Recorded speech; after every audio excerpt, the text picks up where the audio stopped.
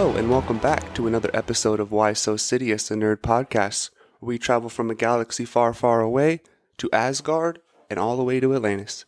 Joining me today are my co-hosts, Jeremy Darr and David Cochran.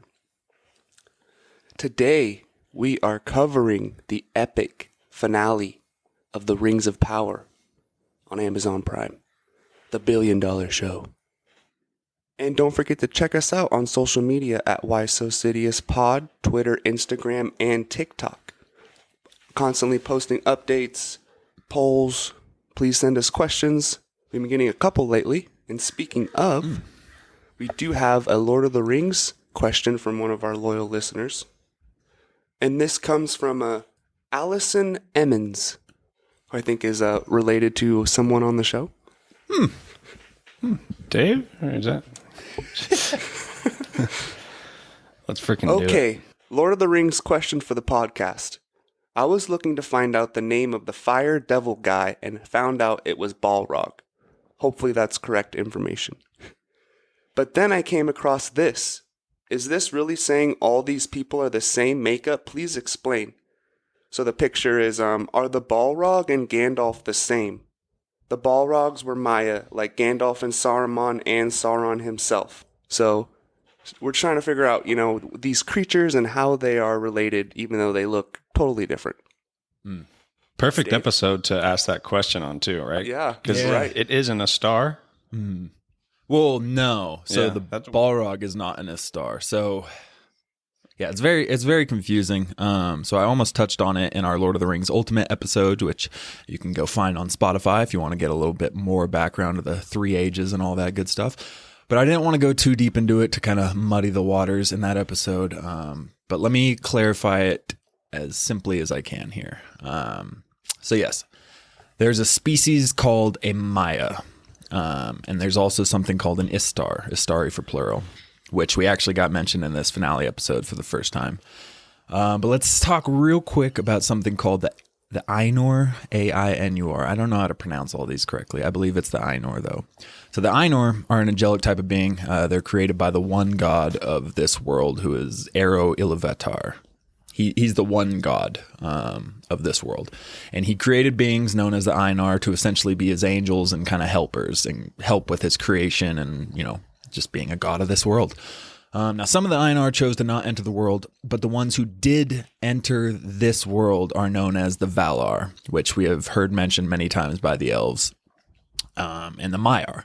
So the god created the Ainur, and the Maiar and Valar are both Ainur beings. Okay, so the Ainur, main angels there.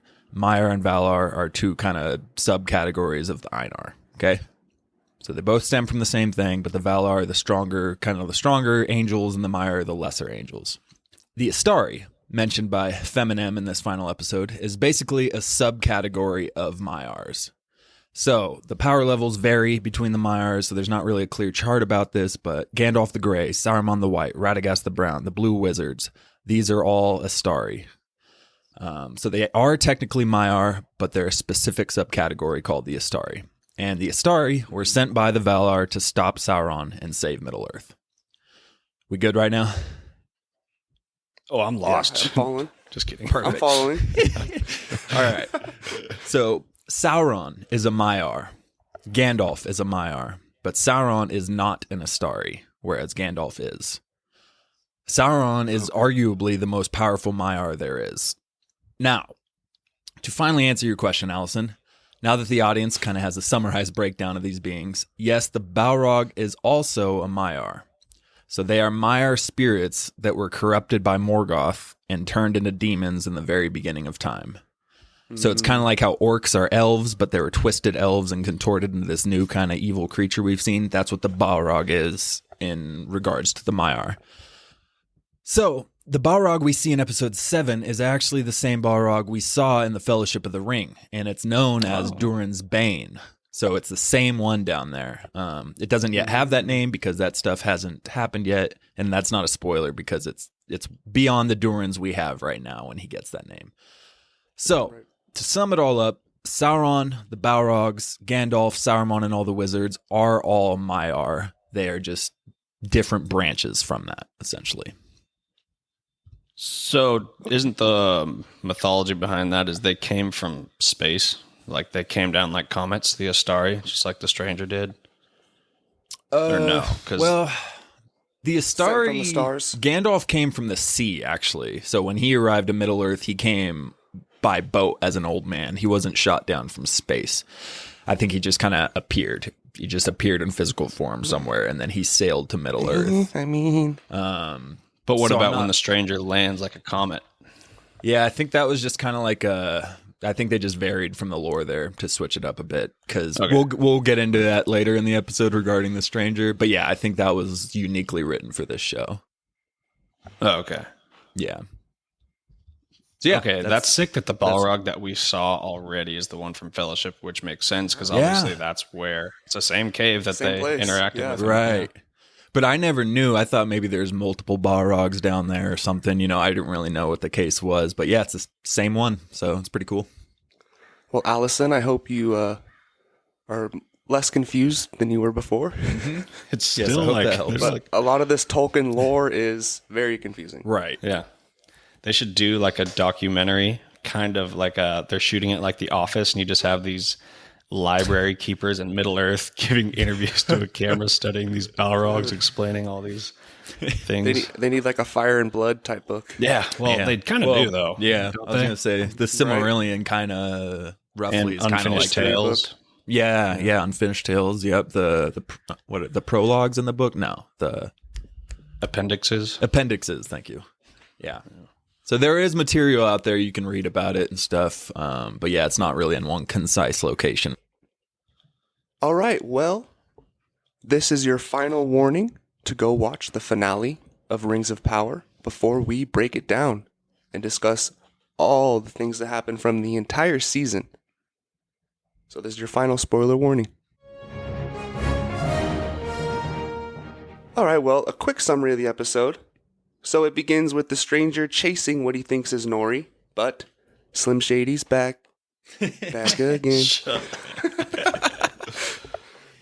And they come to serve Lord Sauron. Later we find out they were mistaken. He's a wizard. R.I.P. Sadik. But, you know, he was right next to a healer. I don't know how he died there, but hey.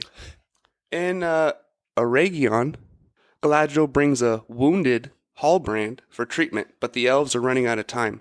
The Celebrimbor gets some of the great advice from Halbrand on the Mithril. How does he know so much? Meanwhile, Galadriel is growing suspicious of Halbrand, who seemed to be influencing Celebrimbor more and more each day. She looked into the old records, realizing that the king of the Southlands died 1,000 years ago and never had any heirs. In truth, Halbrand was lying about who he was. She confronted him, and that's when he confirmed his true identity, Sauron. And finally, in Numenor, Muriel arrived home to see other ships with black sails signaling that the king had died. Before he passed, the monarch warned Arion, who he mistook for Muriel, mad Viserys vibes here, come on people, to follow the old ways or the island was doomed. He pointed her to the secret passage that led to a room with the Palantir. Season over. So let's just get into The Stranger to start things off. So yeah, I immediately thought, okay, this is way too obvious. Like they're wrong. They're just saying his name, Lord Sauron, right off the bat. So I never really bought it. How did you guys feel about just immediately saying he's Sauron? Yeah, they had a promo that kind of ruined it. So on Wednesday or Thursday, this promo pops up. It was an Instagram ad, but again, it wasn't spoiled by any leaks or anything like this. This was Amazon Prime doing a promotion, and one of the main lines in the promotion is Eminem saying, "You are Lord Sauron. We're here to serve you." And it's like, okay, well, they literally were just about to encounter the stranger. Like that's where we left them. They're about to encounter the stranger. So they're just telling us the stranger is Sauron in the promo? Like there's no way they're going to just give that up in the promo at the very start of it. So yeah, I was super skeptical. And when the very first scene is that of them calling him Lord Sauron, I was just like, yeah, that's way too easy. I think I texted Caleb. I was like, I'm only 10 minutes in, but that's a bluff. Or maybe I texted the group. I don't know. But yeah, I didn't buy it. It was just too quick and easy and anticlimactic. to have a build up all season to reveal it like that. So, Yeah. but yeah, you texted the group that, and I obviously didn't know what you were talking about. And I watched it after you guys when, as soon as they were like, called the stranger Sauron, I was like, yeah, that's what Dave was talking about. And Sorry, I definitely hope I didn't spoil either. that. No, not at all. Like I said, I didn't know what you were talking about, but as soon as I saw it, Right. yeah. Mm-hmm. But the Dweller is her name, not Slim Shady. We'll call her the Dweller. Mm-hmm. She awoke his powers and, revealed who he was. He can talk now. Mm-hmm. And, he says, they showed me who I am, like, I'm bad. And Nori goes, you're good. You get to choose. What makes you is, what doesn't make you, it's your choices. Yeah, what you do. Yeah. And later when they said that they were trying to take away the veil that was covering his mind, that's when I started to think like, oh yeah, it's. I mean, I obviously didn't think it was Sauron already, but that made me think he actually was Gandalf, and they might have been trying to manipulate him towards the dark side. Like he could have gone either way at that point. But yeah, I called them the witches, the people you call Slim Shady. I almost wanted to call them the Moon Knight. Yeah, I almost wanted to call them the Moon Knights because they had that moon-shaped battering. Right. Well, Homegirl looked like Ahsoka there. She had the white hood cloaking over the 2 points on her head, and she was carrying the staff around. She looked like Nomad Ahsoka from Rebels when she first returns. It's like, oh, Ahsoka crossover event. That fight, though, so there were too many things for my taste in this episode that paralleled and hinted at things we've seen Gandalf being involved in the original trilogy. Like to the point where I was like, okay, so this is for sure Gandalf. And they never said his name throughout the episode, but there were like 4 different lines that he straight up said that were either verbatim Gandalf lines or that were literally just changing a few words. But the first thing that happened was that staff fight.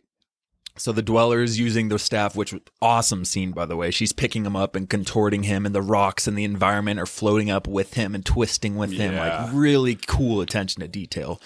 But it gave major Sauron versus Gandalf vibes from the Fellowship of the Ring, where Sauron's got the staff and he's twisting them around like that. It just looked so good. And then Gandalf gets the staff, and that essentially harnesses his powers, and then he, wipes them out. And when he does it, they turn into this white ethereal form. And it, again, major vibes to what the Nazgul look like when Frodo wears the One Ring. They all turn into these white, like kind of lean, evil figures that those white witches looked exactly like when that happened. And then I don't know, the moth thing, again, that kind of reverted back to Gandalf catching the giant moth at the top of the tower. Yeah. So I don't know if the moth thing was like Gandalf's powers or if they're made up of a bunch of moths and that's their species. I don't know what the hell was happening there, but it was a cool scene, pretty cool visuals, but a lot of parallels. Yeah. When you're talking about Sauron and them like picking the stranger up and twisting him around, I wanted to be like forcing him to break dance against his will. You remember where that's from? Is that pitch meeting? Yeah.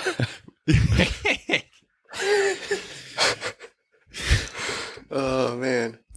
Yeah, so the Gandalf line, from shadow you come and to shadow I bid you return. I was like, Gandalf. But he could be Saruman. So basically it's like 75% Gandalf, 25% Saruman, maybe, I'm at 99% Gandalf. Yeah. Just because, like, literally, that's that line right there. And then he's literally having the same scene he had with Frodo that he's having with Nori there, where Nori's like, I'm afraid of the future, essentially. And he's like, greater powers decide what's going to happen. It's pretty much exactly the talk he had with Frodo in the Mines of Moria and with Bilbo in the Shire. Like, they all were very, very similar to each other. But then we get... And when he says at some point in an earlier episode, talking to Nori, he's like, when in doubt, always follow your nose. Right. Which is what he said to the hobbits running through the caves. Bro, right. I took notes on that scene where they were deciding where to go. And he goes, oh, we'll go this way. And then he goes, the smell is sweeter. And I paused and immediately started taking notes. I'm like, okay, that's super similar to the Mines of Moria where he says, whenever in doubt, Mariotic, follow your nose. And then I press play. And then he just says the line. I was like, oh my God, he said it verbatim. It was the exact line. So that's got to be Gandalf. Like for Saruman to say 4 or 5 lines that Gandalf has said in the trilogy, I don't know. I would be mind blown. Right. The lands of Rune. Do we know what, Dave? You got anything on that? I don't, and I actually was going to look into that, but I forgot to. I know it sounds familiar, but I don't have anything for the audience out there. Sorry. I have failed you.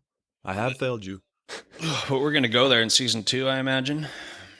Yeah. Right. Yeah. So what do you guys think that the stranger and Nori are going to go do now? That's what I think, yeah. Right. Assuming this isn't some spiritual plane, that it's actually a place in Middle-earth or on that planet. Yeah. I think they're for sure. I think we're going to start season 2 and they're going to be like halfway to Rune or something. And then the end of the episode, they're going to arrive or something like that. I think the Harfoots are going to end up settling in the area that is known as the Shire now that Poppy is kind of leading the way and all that stuff. And Nori went off on an adventure. I think if she does return, they're going to be settled. And quick sidebar, I think Frodo is going to stem straight from Nori because Megan pointed this out in the episode. She was like, dude, she looks a lot like Frodo. Like, and I don't know if that was intentional by the casting and the writers and everything, but she does. She looks very much like Frodo, and it could just be the blue eyes and stuff. But I was like, oh, you're right. She really does. Yeah. So Rune is also called the Eastlands. It's the home of the Easterlings. Yeah, okay. And they often fought each other, but who were united by Sauron in hatred of the West. Yeah. And served him. The Easterlings are the guys who bring in the war elephants and Return of the King, and they're the evil men who are marching to the Black Gates and all that. So, okay, I didn't know that's what the Eastlands were. Or I didn't know Rune was the Eastlands. Well, there you go. All right. There you have it. Hey, now back to the Astari. So there are 4, right, Dave, or 5? There are 5. Saruman the White, Gandalf the Grey, Radagast the Brown, and then 2 blue wizards that they never name, which I was kind of hoping he was going to be a blue wizard. He could have been a blue wizard, yeah. So that was kind of my next question. Is there any other good Astari that he could have been? Yeah. I mean, Radagast is good. And Radagast kind of is around the Mirkwood. Like I believe he lives in a forest. He's very, in tune with nature and stuff. So the fact that Sadok sent him to Mirkwood, well, now called Greenwood, but it turns into Mirkwood after it gets poisoned. I was like, oh, well, maybe it could be Radagast then, because, he's very tied into the forest out there. But yeah, no, I'm fairly certain it's Gandalf at this point. But it would have been cool to get a blue wizard. We don't have any background on them in lore, so it would have been a perfect way to bring in something. You don't need to have rights to it because there's not a lot of stuff fleshing it out. And a lot of Tolkien fans are very aware of the blue wizards, and they know that there's no name given to them, and there's a lot of background missing. So it would have been a perfect way to be able to write something creative and new about a, long-standing character in the lore. So I was hoping they did that. But doesn't seem to be the case. So earlier in the season, I was totally against the stranger being Gandalf. Same. But as the season went on, he kind of grew on me where I accept it now. Like, it's okay. I understand that it's not holding up with the lore from the books. Right. But I've never read them. And, Amazon is just trying to make the best show that basically is a prequel to the original trilogy. So we have Galadriel, Elrond, Sauron, Gandalf. Like, it makes sense that all these characters, if not knowing the lore of the books, it would make sense that all these people would be in the prequel. Yeah. Well, and they did it really well too. So I am fully bought in, and it is really cool now. Like, the execution is on point. It's not like a Han Solo movie where it's just I'm in, man. It's really cool. Agreed. I was fully against it too. I mean, we've made it pretty well known on the podcast in previous episodes, and I think I said I'm going to be pissed if they make him Gandalf, and I was like, if it's Gandalf, we riot. We riot. But I agree. I'm more accepting of it at this point. Obviously, it makes a lot more sense, and I do respect the fact that they didn't just throw out his name, even Mithrandir, which is what the elves call him. At least they didn't literally exploit the name Gandalf to get fans to come watching. Like, somebody hears, "Oh, Gandalf's in this." Okay, well, they didn't exploit the name yet. They are playing kind of fast and loose with the lore. But again, we knew that, and I didn't expect this to be 100% accurate to the lore. So I'm good with it at this point. And it's completely opposite the way they had the text saying the Southlands, and then they just erased it and then put the text of Mordor. Like, yeah. Surprised they really opposite. didn't put Gandalf appearing on screen as he fought the Dweller. Like, One does not simply replace the text of the Southlands to say Mordor. Well, I was gonna say there was one part of this. So, well, two things real quick. When they head out, Gandalf and Nori, it shows this mountain off in the distance. I'm just gonna call him Gandalf. It shows this mountain off in the distance, and I don't know because again, we don't really know where they are on the map. But it kind of looked like the Lonely Mountain. It was like almost the Grinch type of Matterhorn looking mountain, like really tall and skinny up at the top. So I was thinking, oh, maybe that's the Lonely Mountain or the Misty Mountains. I'm not sure. But there was a line delivered in this scene that really did it for me. Like it really resonated with me. I'm sure it resonated with a lot of Tolkien fans. And, you know, Nori's talking about what he's going to do going off alone and all that stuff. And he has the line, you know, alone, it's a journey. Now at adventure, that's something you share. And it's kind of playing the typical Lord of the Rings score in the background. And it just felt like an iconic staple, like a really iconic Lord of the Rings Tolkien-esque line right there that I really thought hit well. Yeah, I like that line too. well, speaking of simply walking into Mordor, Halbrand ends this episode by just simply walking into Mordor. But let's move on to Eregion and everything that goes down there. So basically, Galadriel shows up and breaks the news to Elrond of what's going down, but Gil-galad, or how do we pronounce his name? Gil-galad. yeah. Well, Gil-galad, Gil-galad. Gil-galad. I know, they kind of say it like that, but it is Gil-galad. It's Gila, not Gali. I don't like him. But right, but they're too late, and they only have one stone. They're too late, and he's saying, the elves must abandon this shore. And it was Celebrimbor, and the Halbrand scenes are pretty funny when he walks in. He's like, "Is this the great Celebrimbor's forge?" Yeah, which he And knew then, what he was doing there. He has like the Obi-Wan Kenobi. Of course, I know him. He's me. Okay. You saw like the That's, proud smile. Yeah. Yeah. Oh yeah. Dude, it felt, and you didn't even know he's Sauron yet, but it felt dark and foreboding when he walked into that room and Halbrand came down. It still felt like he just walked into a room alone with Sauron. They gave those vibes. It was like a foreshadowing almost, or like a very subtle. It felt dangerous, Right. And he was wounded, and all of a sudden, like the same day, he's perfectly fine again, good. which was a first red flag for me. I was like, wait, this guy doesn't seem hurt. Yeah. Well, now if it depends, like this question depends on, did he allow the injury to take over so he can be taken to the forge? And in which case, does he benefit by being there at all? Does the creation of the One Ring depend on the creation of the Elven Rings, or did that push him towards his goals, like him being there in general? I think that he wasn't trying to get figured. He wanted Galadriel to, not know who he was or to join him. And once she found out, he bounced. I bet his plan was to stay there the whole time, forge the rings with Celebrimbor, and probably take one for himself. Okay. Yeah. Yeah. That's what I thought. But once he got found out, he just bounced. Yeah, it's a little confusing because, again, it breaks away from lore. The elves actually, I think, forged the rings after Sauron forges the rings for the men and the dwarves. I believe so. I think they're the last rings to be forged other than the One Ring. But it just, the whole thing seemed coordinated. And so the first time I was watching, I was telling Megan, I was like, he's like speaking to Celebrimbor, like he's hitting every note. Like he is stroking the ego of Celebrimbor. Like you could see the looks on Celebrimbor's face. It was like, oh, well, yes, this is the great Celebrimbor's forge. Yeah, I mean, you could tell he was proud.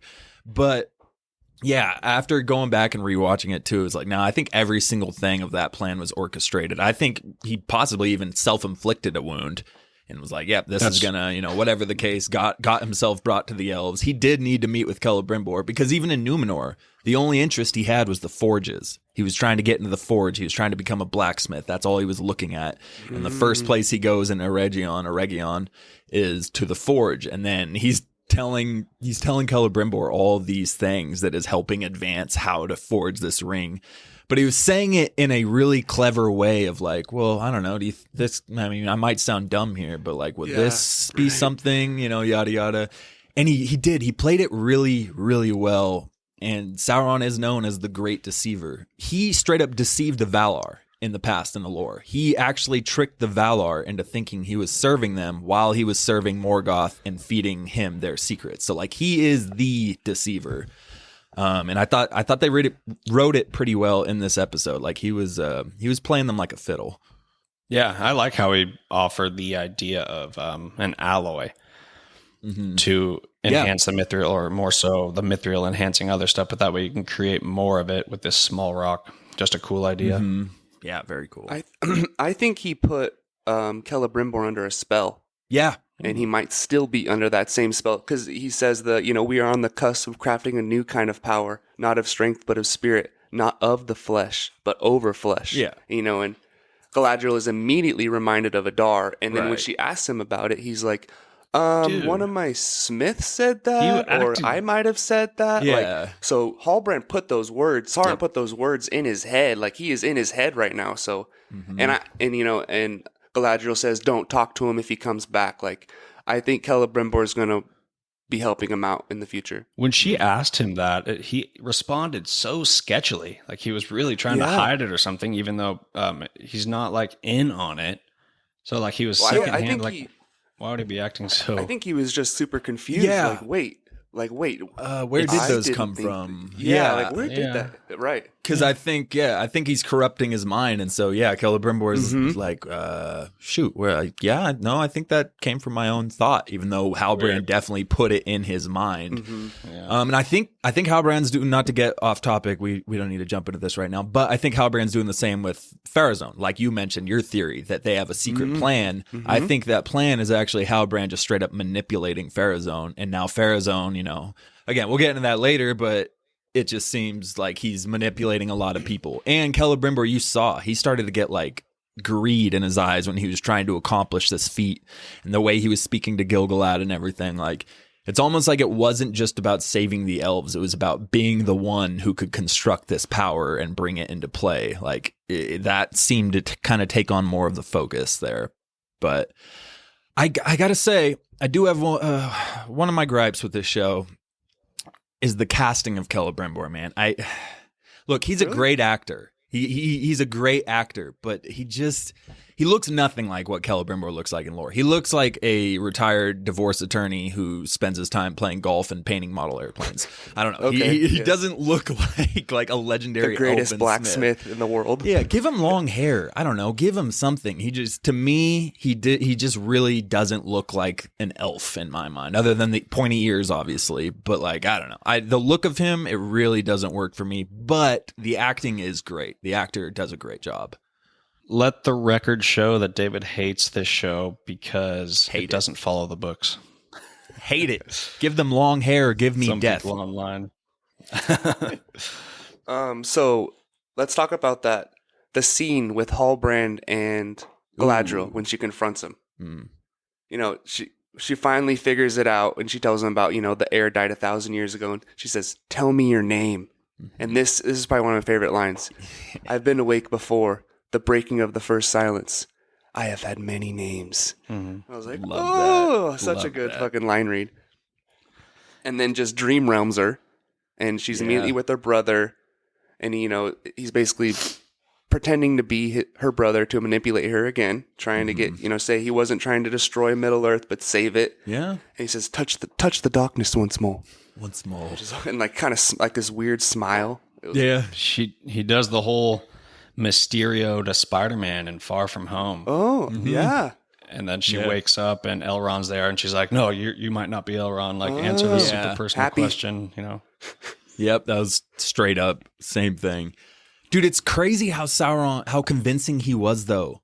Like everything he was saying to Galadriel in those scenes was like, okay, I mean, if I didn't know you were Sauron, I would believe you right now. Like, it's really convincing. Like, again, I know this is Sauron, and it still had me thinking for a sec, well, maybe they're taking a different spin on Sauron. Maybe they're giving him a different, motivation or something just for a split second, because, like, he was very convincing. Yeah, I don't know. I thought it was really well written for us knowing he's Sauron, but it almost made you feel like, well, maybe he's turned a leaf. She had to do a 2-step verification process and send a code to his mobile device to make sure it's Elrond. And I love the transition of the brother to Halbrand on the boat. I forgot what he yelled out, but he Look yelled at out, me! "Stop!" or something. Yeah, look at me, and then it goes. That was so good. It's kind of scary for a second. And he says, when Morgoth was defeated, I felt free. Like, the clenched fist came off of my neck, and I have to, help heal everything I ruined. Mm-hmm. So you see, that's what you're kind of saying, Dave. Yeah. Where he's not. He has some points, but at the same time, you're Sauron. Yeah, take it easy. He's literally the embodiment of evil, but he's clever. And then, how we always talk about Elrond's kind of dorky? When he was explaining to Galadriel that it's who he is, he was like, "Yeah, he found me in this place, and I had no friends or kin." And I was like, "Dude, come on, just say friends or family. It just has such a better ring to it. You just had to choose the kin word and sound like a freaking dork again." It's I have no friends or kin. No. But the reflection in the water when it pans around and you see him in his armor and she's standing by his side like his queen. Oh, that was so sick. It's the light in the dark. Yep. Yep. I can't wait to get a fully suited Sauron. Oof. Yeah, I'm curious how that's going to play out, but it's going to be dope however it does. I do have another gripe with this. So Galadriel gets pulled out of the water and Halbrand's gone. And she goes, are the rings done? Or she didn't even say the rings because they weren't really sure what they're making yet. But she rushes off to Celebrimbor because he's like, yeah, he should be done by now. And she gets up there and they're like, where's Halbrand? And all she says is, he's gone and I dare say we won't see him again. If we do, don't trade with him or whatever. Yeah, but just tell them. I know Sauron got in your head by saying if you tell them you're the one who helped Sauron survive and brought him, like I get it to an extent, but they also just worked with him. They were also deceived. They also just created these rings with him and were working very close and listening to him. So now is your time, because if you don't say it now and then it comes out years later that you knew it was Sauron the whole time and you didn't say anything, like A, that's an issue there. Just tell them. And B, the people of the Southlands think they're his rightful king. Shouldn't you either be hunting Sauron down? Like your whole mission has been to hunt Sauron down. You have him within your grasp, essentially. He's the closest he's ever been to you. And you not only let him go, but like send an emissary, or send somebody to the Southland people to be like, hey, when this guy shows up, if he does, he's not your king. Like, he's not your king. You don't have a king. Like, because you just let him go off and do what he wants to do now? Right. I don't know. That seemed kind of flimsy to me. Yeah, that did seem out of character for her. Yeah. But she has changed since Mount Doom erupted. Yeah. That did kind of change her. Yeah, it did. So, but yeah, but Elrond knows. It's, the way they showed it where he's searching in the field, he finds the scroll, and then he starts sprinting up the tower. So he knows but he's he never not, gets to say anything because of the ring. Right. He knows he's not the king, but he doesn't know he's Sauron. But he does know that he's not who he claimed to be, at least. He's not the surviving king. And obviously we'll probably get that touched on in season 2 in a conversation between them or something when he asks what the hell was that. But yeah, I don't know. It seemed flimsy to just write it off with the line, he won't be back. If he does, we do not trade with him. And that was it. It's just like, you just got confirmed now as Sauron, and that's all we got to say here? All right, I don't know. Yeah. So Halbrand's final proposal. There was definitely some sexual tension going on between them. He's holding their face, and she's, sexy. He says, I wouldn't be dark with you. I wouldn't be dark with you at my side. And he would make her a queen. In place of a Dark Lord, you would have a queen. Stronger than the foundations of the earth. Treacherous as the sea. But that really does, this show is adding backstory to that scene. Yeah. Big because basically she's telling Frodo, like, hey, watch out. Like, I almost fucked Sauron once. Like, you need to keep your eyes.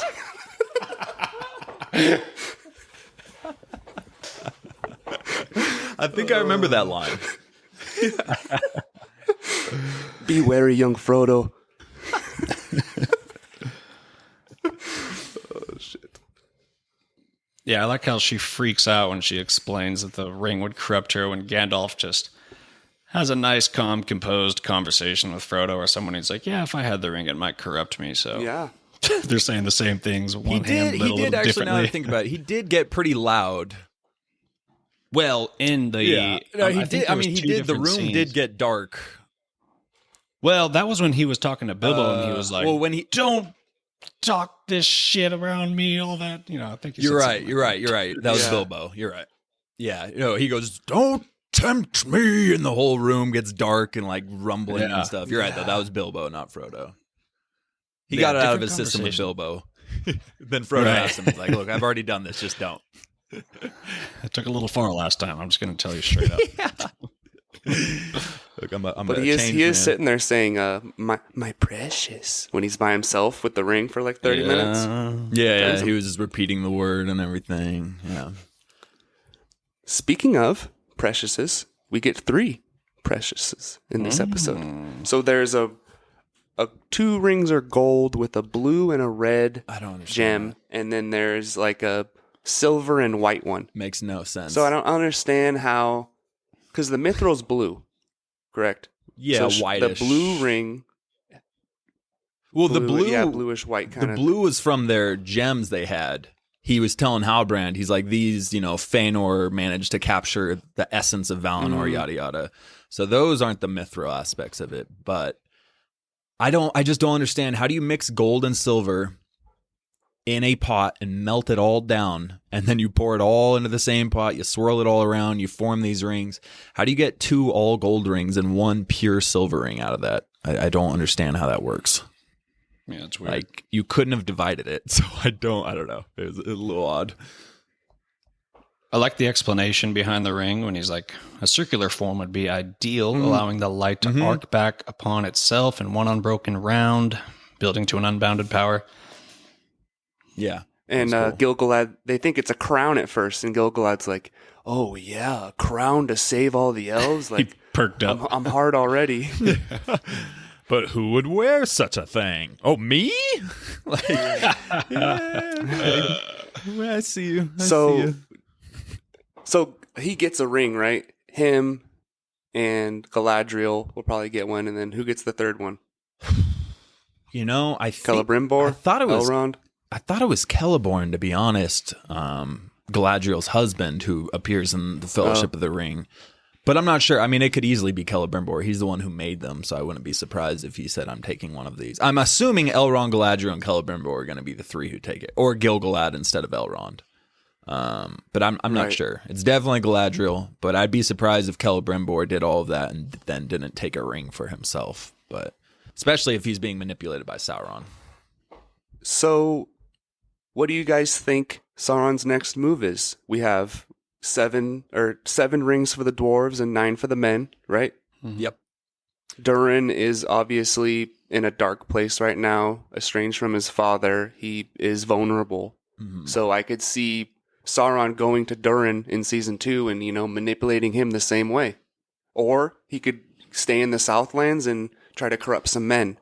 What do you guys think? I really like that they've built these characters that have never met, like Game of Thrones or early MCU, because I cannot wait for Sauron to go meet Durin or the King, Yeah. all that stuff. So that'll be exciting. As far as the rings, I'm not sure. If we're going into season 2, though, Adar thinks he killed Sauron, and we're going to get that's right, too. We're probably going to get an Adar Yes. versus Sauron taking over Mordor kind of thing. I can't wait for that either. That'll be really cool. Yeah, and Adar has his army. Like, those orcs believe him as their father, so I don't know if Sauron will be able to take them until he kills Adar, and then I'm sure he'll take over his forces. But yeah, I'm almost thinking Sauron, manipulates the men and uses them as his soldiers to fight against Adar and his orcs, and then kind of takes out Adar and takes over. But I will say the Sauron scene, or Halbrand scene of him returning to Mount Doom, I freaking loved how that scene opened up with his eye, the eye of Sauron, and in the reflection was Mount Doom erupting. That was pretty freaking cool. But yeah, I agree with that. I think he's going to have conflict with Adar. I don't know about the rings. I don't know how they're going to do that, though, because it would seem weird if they did the exact same thing, like, again in season 2, just with the dwarves. But And so we've talked about how the orcs under Adar had much more camaraderie and they were more composed. Right. And when Sauron takes over and kills their dad, that could be kind of their first step down the hills into savagery, because now they don't have their dad. Yeah. They're just an army with no, Purpose. familial purpose. Yeah. Yep. No camaraderie. It's just, servants of Sauron now. Yeah, that's a good call. I got Anakin looking over Mustafar vibes. Thank you, dude. Yep. I this whole show gave me Revenge of the Sith vibes, just as a really powerful prequel. Yeah. Totally. So in the Forge, when they are forging the rings, they do say that these are for elven hands only. So no, men or no one else can have these, just elves. Because Galadriel figures out essentially kind of Sauron's plan, and it's almost like she has to get in front of it and kind of adapt his plan, because it's too late. It's already started. So it's like, okay, we gotta change the direction of this and make sure that we are the only ones who are using this. But dude, that creation, the scene of the creation of the rings, I always love blacksmith scenes. Whenever we're seeing stuff being forged in Game of Thrones, weapons being forged, the Iron molten Man. Yeah, just anything like that. And the scenes in this episode, again, it's a gorgeous show. But watching everything being melted down and poured and everything, it was just so beautiful. I just love watching those scenes. And it was super cool when they drop it. He drops the mithril, the last thing, into the pot, and then they start swirling it. I don't know if you guys noticed, but it totally formed the Eye of Sauron in there. It was another Eye of Sauron little hint too. It was like, oh, there it is. But yeah, I love that scene, and I love their explanation as to why they're going to have 3 rings instead of 2. She says 1 corrupts, 2 divides, but 3 there is balance, which, she kind of stole that from us, because that was actually our creative process into starting off this podcast. We're talking about that. And we're like, well, we're going to need 3. So, we had a 4th, but it was too much. So we kicked him out. But yeah, it was a really cool explanation to that. I like that too. Unless the 2 of them just gang up against the other one, then there's no balance. It's 2 versus 1. So the majority of the episode is obviously about the stranger and Sauron, but we did get a couple Numenor scenes. So it was kind of sad.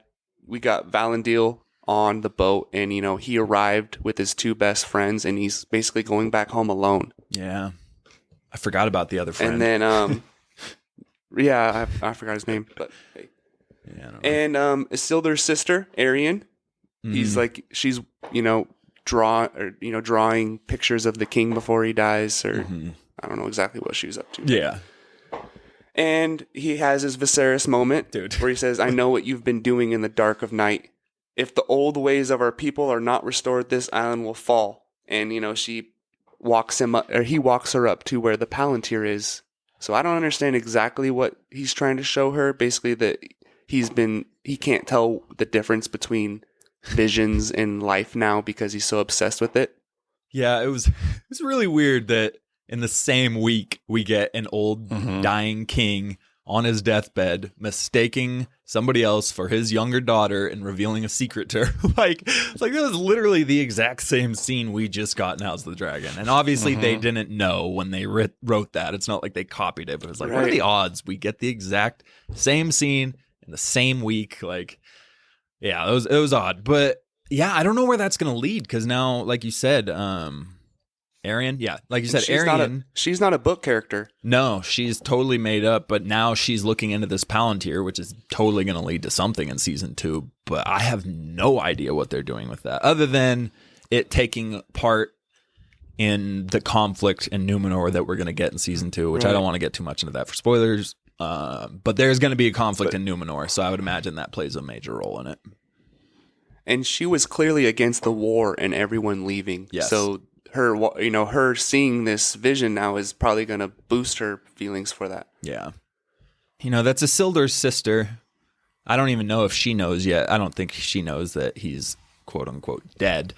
But in regards to Isildur, so obviously I don't think still any of us think he's really dead. I think it was, I guess good of them to R.I.P. not reveal it right now in this season to maybe get more people to think, okay, maybe he is dead, I guess, which I he's not. He's not dead.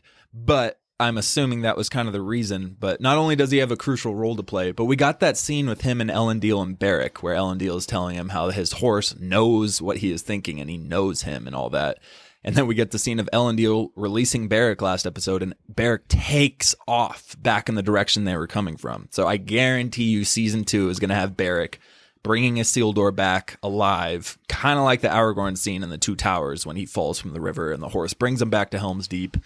So we're definitely going to get Isildur coming back. But yeah, it was interesting they left that out for this season. And Elendil kind of takes a 180 back to his original ways. Good. Yeah, right. Muriel's practicing how to be blind, not doing very well.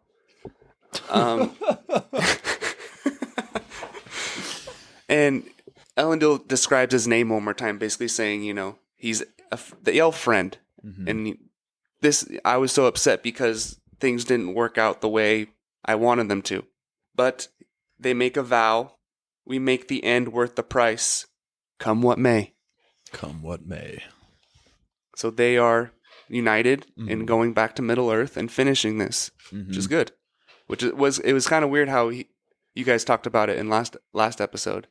How he just got super upset and was totally out of character, and I guess it was just a quick lapse of judgment in his grief, to where and just how he believed in the elves so much, and he was the only one that really did, and he felt like it was his fault that all this happened, and his son died, and I don't know. Yeah, and I mean, he was grieving and all that stuff. But yeah, again, when we were talking about it, I was like, it would have made more sense for him crying over the Isildur death, not the fact that they are returning to Middle Earth at some point. But it was cool seeing that. But there's going to be conflict there because Pharazôn, again, we get the king on his deathbed, and then we get Pharazôn staring at him. And you can almost see the shiesty-ass plans forming in his eyes while you're watching that scene. Right. Like, he does not look like a chill person. And again, if Sauron is, in fact, manipulating him, I would imagine he's going to be very against the Queen's wishes and Elendil's wishes to return. So, yeah, I think that's going to play out in a big way, too. Now, who was at Numenor when they first sailed to Numenor and there was a ton of extra ships or something like that? It seemed to me like that was just characters. It was just theirs. Yeah. But so Pharazôn said when he was dying, they were like, soon the king will die and our harbors will be filled with black sails. And so that was just kind of their way of sailing in. And then Elendil sees all these black flags on these ships, but it's just like their mourning flags, like when somebody important dies. Oh. So I think that was just showing the king is dead. The black flags are filling the harbor. Yeah. That's why they had an emotional response to seeing all those ships. Right. Okay. Yeah, because at first I was like, who's visiting? And then I was like, oh, it's still the Numenor sun on the pirates. But yeah, it was like their mourning flags, kind of like we do with putting the flag at half mast and all that stuff. Yeah. It's the triarchy in the crab feeder. Oh, God.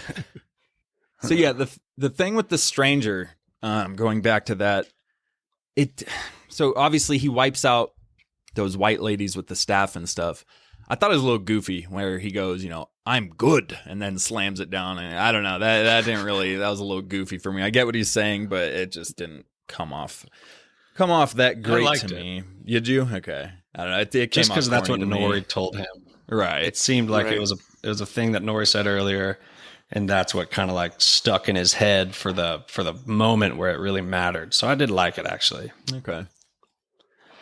And overall, probably just the excitement of the scene itself, because it was a badass scene, dude. Mm-hmm. Like, they're freaking the way that she takes these flames, Slim Shady, and just starts burning the whole thing down. Yeah. When the stranger comes into realization and just shuts down the flames, does this whole power thing, dude. Sick ass scene. Yeah, gorgeous cinematography. And I thought they did the classic movie trope of where they just tied up the stranger and walked away and left him by himself. And I was like, really? They're going to make this like super easy, barely an inconvenience for the Harfoots. Yeah. But come to find out that it was the dweller in disguise as the stranger, right. And Goldie or whatever walks up on him actually laying over on the side. So that was kind of a cool twist, because at first I was like, okay, this is kind of dumb. But no. Yeah, it was interesting how easy she can just shapeshift like that. Obviously, they're dead now, but that kind of, that's what Sauron's doing. Obviously, he can take on forms of anybody, because she took on a form of Nori and then the stranger within like a 30-minute gap there. So I'm wondering if we're going to get more backstory to them. Because again, I think I said last episode, they felt like kind of like a cult for Sauron. And that kind of turned out, that's pretty much what they seem to be. But I feel like that has to go somewhere else. Like there's got to be more of them somewhere or something like that. Because if not... Saruman? Well, again, Saruman starts off good, and he's a wizard just like Gandalf. So, but again, I know they're changing stuff. Okay. But he starts off good. He doesn't get corrupted until the Third Age. So, Okay. Yeah. So they're not his minions. No, not yet. They're definitely not Saruman's minions. But yeah, I don't know. I don't know if we're gonna go further with that next season. I'm not really sure.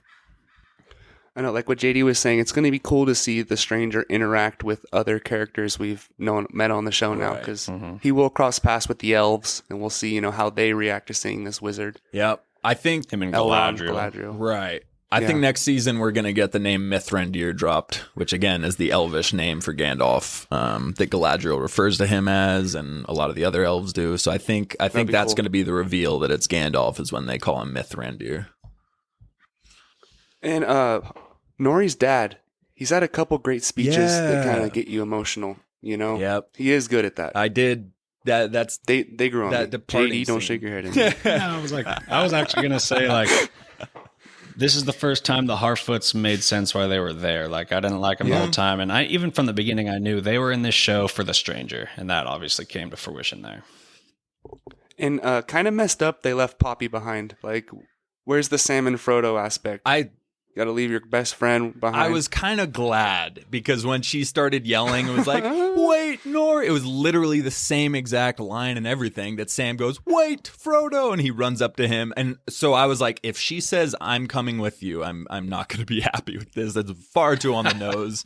So I was glad she didn't. But it was really good writing. I mean, it was a nice, sweet farewell with them. I didn't really get emotional with that at all. But her and her dad's goodbye was like, dang, okay, that's Right. pretty touching, Yeah. Like she's like, I was listening the whole time, I was like, oh, that's adorable. So I really enjoyed that goodbye there. Right. And they all just stare at the sun. They clearly don't care about their eye health. Oh, jeez. What a simple way So- to go out. Like, such a Harfoot simple thing to do. He's like, no, I'm good. I just want to sit here and watch the sunrise. And they all just sit by him and stare at the sun. It's kind of nice though, because they've talked about all the other Harfoots who've died and they just left them behind. They're like, oh yeah, those, we just left behind, yada yada. They're about to leave Nori's family behind just because he was injured. So it's kind of nice that while Sadok is dying, they're like, okay, we'll stick with him. We'll hang out with him at least and give him company as he passes on to the next life. But yeah, I liked Sadok. It was a bummer. But again, I don't know how much Harfoots we're going to get next season, so I'm not really tripping on it. But yeah, I liked him. R.I.P. No, I really enjoyed the Harfoots in this episode. All right, well, let's wrap it up with our overall thoughts of this episode and the season as a whole. So, JD, want to go first? Yeah, I can't believe it because I had not been looking at a lot of breakdowns or videos on this show until like this week and last week. And I'm really surprised that there's a lot of people out there that didn't like it. Yeah, it kind of blew my mind because I'm actually liking this more than House of the Dragon. I'm loving it. So it was just a surprise. Now, my second favorite episode was episode 6, where there's a big ass battle. But this one takes it because of the whole mystical fantasy aspect. Like, it really felt like Tolkien. You got these wizards and Sauron and the stranger. Yeah. And then talking about Istars, the rings being created, Sauron looking over Mount Doom, just an epic conclusion. Like I said, it felt like Revenge of the Sith, a perfect prequel to Lord of the Rings. And I was freaking glued to the screen the whole time. So I have it at a 9.5. Favorite episode. Wow. I loved it. Loved it. That's got to be your highest rating so far since we've been doing the pod, right? Of anything, I think. 9.5. I like it. Of any show, yeah, for sure. And what would you rate the season as a whole? Season as a whole, probably I'm thinking 8.9, just super solid with a really slow start. Nice. Yeah, I'm right around there too. This show blew my expectations away. Like Right. when it came to this first House of the Dragon, like I said before, I didn't think this could take the crown, but there's still 2 more episodes Right. of House of the Dragon, so I can't, end it yet. But as of right now, I mean, I cannot wait for season 2. Yeah. And there's just so much more mystery and less time jumps. It's going to be a longer story with 5 seasons. Yeah, I absolutely loved. And this was probably one of my favorite episodes as well. I have it at a 9.3. Wow. Okay. And then for the season as a whole, it is a 9.1. Okay. So you have the same score for episode 6 now. I mean, like, are you leaning one way for a favorite episode, or are they just exactly the same? I would probably pick this one over it. Yeah. Okay, so Just 9.35. We'll put it there. Dave? Yeah, this episode was solid. It didn't like blow my mind, just because the things we were theorizing throughout the last few episodes did come to fruition. And not that it's bad writing. There were still questions in the air. So I think it's good writing. It had theories being created. It brings you more, immersively into the story because you're invested. You're like, okay, I think it's him. You're theorizing. You're interested. And just because we were right about the theories doesn't take away from the writing. So I thought it wrapped up everything really solid for a finale episode. It gave us the reveals to everything that we had questions about. It set up some of the rings. It set up the season nicely. And we had, again, an episode filled with beautiful shots, great conversations between Galadriel and Elrond and Galadriel and Sauron. Like, we had a lot of great dialogue in this episode as a whole, and it was just beautiful. So I rated this episode a 9.1, which is pretty high when you think of a Lord of the Rings episode that didn't really have any action at all. And again, not a problem. I freaking loved it. I enjoyed it. I rewatched it within 24 hours. So not to take anything away, it doesn't need to have action, but that's about as high as a rating I'm going to go without having some crazy action scenes to it. So episode as a whole, 9.1. The show as a whole, man, best looking show I've ever seen. Officially, it's the best looking show I have ever seen. Gorgeous shot after gorgeous shot, iconic shots all over the place. I mean, there wasn't a single scene other than kind of the bulgy-eyed dogs where I was like, that looks goofy. Like, every scene was like, this looks incredible. Like, absolutely incredible. The budget showed. And as a massive Lord of the Rings fan, I came into this with a ton of excitement, but also a ton of anxiety. Not knowing how much rights they had, everything, all the uncertainties going into it. I was stressed coming into the premiere, but they're long gone. Like, I am fully into this show. Incredibly proud of the way they released this, despite what the token truthers say online. It had the Lord of the Rings scores. It had the Lord of the Rings token-esque languages that they're incorporating with everything. And again, it was just the pinnacle of cinematography.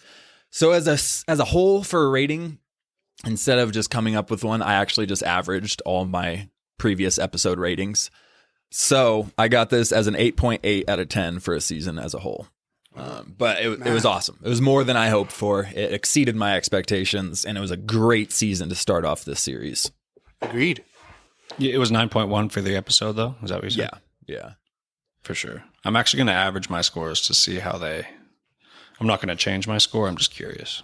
Straight up. Well, I think that about wraps it up for our coverage of Rings of Power. A sad day. Oh, I know. Probably won't be back until 2024. I don't think they're still writing. Yeah. They haven't finished. They haven't started filming yet. And I can't believe the it's CGI, over. and that's going to take a long time. Yeah, it's just, sucks that they had to do all these shows at the same time. Like, I really wish it could have been spread out, because now we're going to be waiting years for all of these to come back out again. Andor's 2024. Who knows? House of the Dragon. And it was an awesome time to have all these shows at the same time, but man, it sucks that they overlapped each other. Yeah. And thank you to my co-host for joining me today. Please stay tuned for yes, of course. Please stay tuned for our coverage of Andor and House of the Dragon, episode 9. The penultimate episode. I'm hoping for some dragon on dragon action. Yes. Please. Gross. Oh, you mean fighting? Okay. Either one. Either one. I'll take it. I don't know what that was. A dragon Well, bolt. thank you for joining us. Have a great day. Come what may. Goodbye. Love you.